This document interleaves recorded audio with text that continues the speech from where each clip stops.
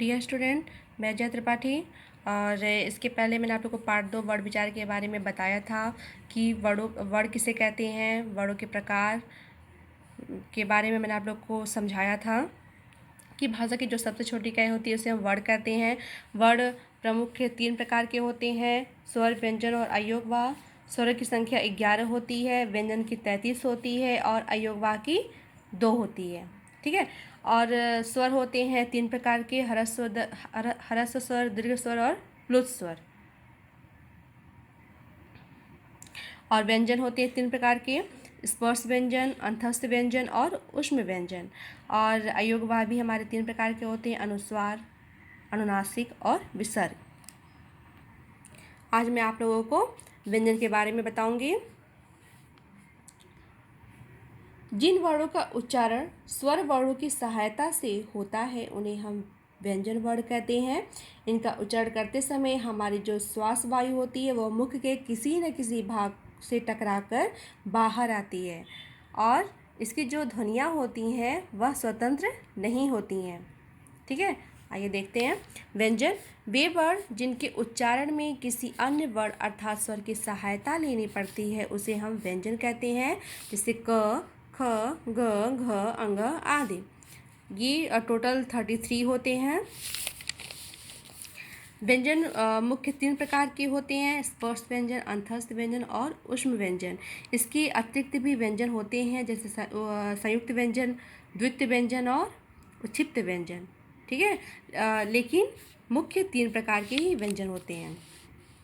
स्पर्श व्यंजन पहला है, जिन व्यंजनों का उच्चारण करते समय हवा फेफड़ों से निकलते हुए मुख के किसी स्थान विशेष भाग जैसे कंठ, तालु, मूर्धा आदि को स्पर्श करते हुए निकले, उच्चारण के आधार पर उन ध्वनियों को स्पर्श व्यंजन कहते हैं। ठीक है, ये होती हैं 25 होती हैं। स्पर्श व्यंजन आप लोगों को समझ में आ गया? अर्थात जिन ध्वनियों का उच्चारण करते समय जो हमारी जो जीवा होती है वह मुख के विभिन्न भागों को स्पर्श करती है। जब स्पर्श करती है तो उसी के आधार पे जो व्यंजनों का नाम है वो स्पर्श व्यंजन पड़ा है। ठीक है, इनको पाँच वर्ण के 5 वर्गों में विभाजित किया गया है। जैसे देखिए आप लोग, कवर, चवर, टवर, तवर, पवर। ठीक है, कवर क, ख, ग, घ, अंग, चवर्ग च, छ, ज, झ, इय, टवर्ग ट, ठ, ड, ढ, ड़, तवर्ग त, थ, द, ध, न। ठीक है, पवर्ग प, फ, ब, भ, म। ये हो गया हमारा स्पर्श व्यंजन। स्पर्श व्यंजन टोटल 25 होते हैं। दूसरा देखिए, अंतस्थ व्यंजन। जिन वर्णों का उच्चारण वर्णमाला की विवह अर्थात स्वरों व व्यंजनों के बीच स्थित हो उसे हम बोलते हैं अंतस्थ व्यंजन। ठीक है, जैसे य, र, ल, व। और अंतस्थ व्यंजन की संख्या 4 होती है। ठीक है, इसमें एक मैं आप लोग को और बता देना चाहती हूँ। जो र होता है, जो र वो हमारा होता है लुंठित वर्ण। ठीक है, ये हमारा होता है लुंठित वर्ण। और जो हमारा ल होता है वो होता है पार्श्व वर्ण। क्लियर? अब आते हैं हमारा तीसरा ऊष्म व्यंजन। जिन व्यंजनों का उच्चारण करते समय वायु मुख में किसी स्थान विशेष पर घर्षण करे अर्थात उच्चारण करते समय श्वास कुछ ऊष्म हो जाती है उसे हम बोलते हैं ऊष्म व्यंजन। अर्थात जब हम इन वर्णों का उच्चारण करते हैं, ठीक है, तो जो हमारी श्वास वायु होती है वह जो होती है वह मुख में रगड़ खाती है। ठीक है, जब वो घर्षण करती है तो ऊष्मा पैदा होती है, वही होता है हमारा ऊष्म व्यंजन।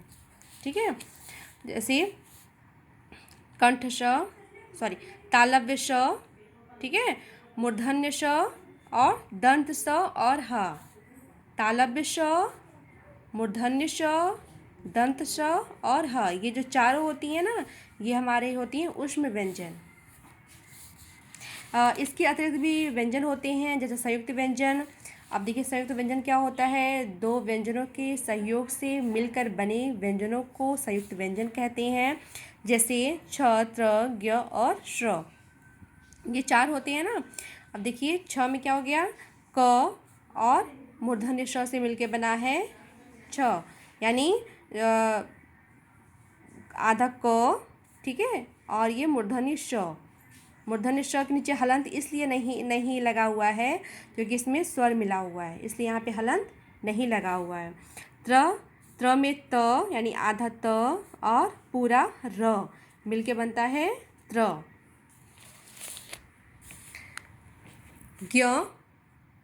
ज्ञ कैसे बना है, आधा ज और इय मिलके बनता हमारा ज्ञ। श्र कैसे बना है, ये तालव्य श और यानी हाफ तालव्य यानी आधा तालव्य श है और र है, र से मिलके बना हमारा श्र। इसके अलावा होता है द्वितीय व्यंजन। अब ये भी देख लेते हैं। जहाँ एक ही व्यंजन वर्ण दो बार प्रयुक्त होता है वहाँ द्वितीय व्यंजन होता है, जैसे आधा क और पूरा क, तो ये बन गया कक, यानी मक्का चक्का। ये हमारा तो द्वितीय व्यंजन है, यानी दो व्यंजन मिलके बने हुए हैं, ठीक है। यानी जो सेम वर्ड होते हैं ना, सेम व्यंजन, वही दो मिलके आपस में जब दो मिले होते हैं उन्हें ही हम बोलते हैं द्वितीय व्यंजन।